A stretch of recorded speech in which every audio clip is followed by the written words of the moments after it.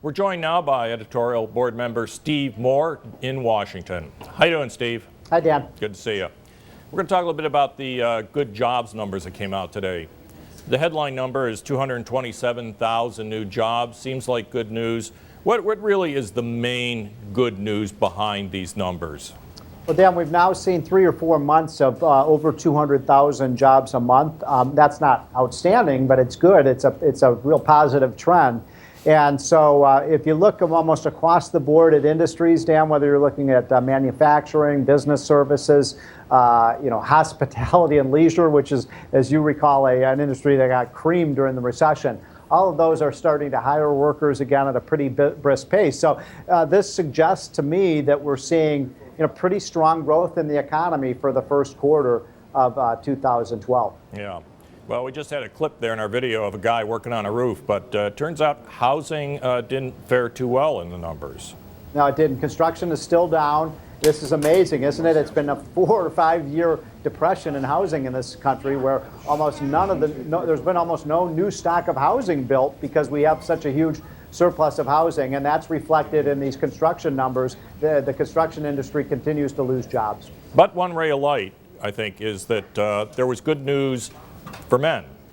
Yeah, this is good news. This has been called by some people the male recession because the unemployment rate skyrocketed for males during the early start of this recession, and it didn't go up nearly as much as it did for women.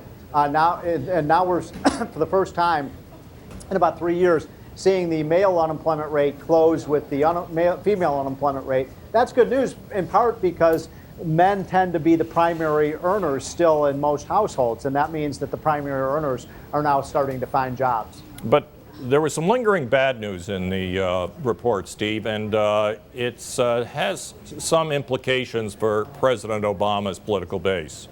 Well, it does. The black unemployment rate actually rose, and so did the Hispanic unemployment rate.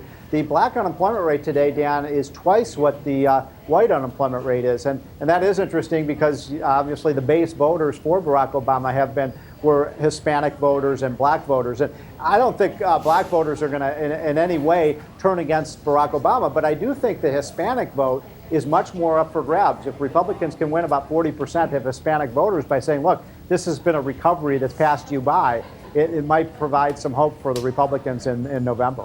Well, Steve, let's talk a little bit about that. There obviously are going to be political implications to these numbers. The president has recently gotten some uptick in his approval rating, and I guess my view is that out there in the country, the average American who really doesn't have their nose up against politics all the time, they basically want the economy to get better. They want the employment numbers to improve. And when something like this happens, they're going to feel pretty good about it, and they might give the president some credit for it. Yep. But obviously, we're in the middle of a presidential election. What do you think the Republican response, the candidates, the leaders in Congress ought to be to a situation like this? We're starting to see a little bit of good news. Well, first of all, what they shouldn't do is I got some press releases from Republicans today saying, oh, it was the weather in February because it was warmer than normal, and kind of excuses like that. I don't think that's going to carry much water with people because the truth is the job market is better than it was 6 months ago. There's just no question about it. I think the Republicans have to make the point that we make in our editorial, which is, look, yeah, this is good news, but we're still so far from having a healthy job market. I mean, Dan, we're still 5 million jobs short of where we were in 2008 before the recession hit. That's the worst performance we've had since the Great Depression. I mean, an 8.3% unemployment rate is still a very high unemployment situation. So I think Republicans just don't want to look like they're rooting against the economy, and sometimes they do. Yeah.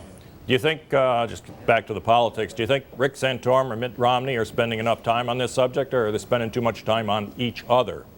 That's an easy question. They're spending way too much time attacking each other. The economy is still going to be issue number one. Americans still don't feel that this is a very robust expansion. Now, look, I do think if you continue to see job growth like this, Dan, through November, it's going to be very, very difficult to beat Barack Obama, notwithstanding his problems with things like Obamacare. My issue is I question whether this is a durable expansion. Don't forget, in January of 2013, if Barack Obama is reelected, we have the biggest tax increase that ever hit this country in 30 years. It's hard to see how the economy is going to be able to plow through that roadblock. Yeah, well, I agree with you, Steve. I mean, we get these unemployment numbers every month, but the big question is, what is the growth rate going to be this year? And if it doesn't get above 2.5%, that unemployment figure is really not going to get much below 8%, if below 8% at all. Yeah, look, I mean, the president, I think everybody would be surprised if we get below 8% on the unemployment rate. I mean, there's still real structural problems with the economy. But, it is getting better, and let's hope it continues to get better. But the Republicans also have to, by the way, talk about the budget situation, the debt that's accumulated by so much, $5 trillion over the last 4 years. I mean, there's a lot of Obama vulnerabilities. But look, most people do look at unemployment as the kind of top tier issue that they look at when they go in to vote. All right. Thanks much, Steve. Thank you.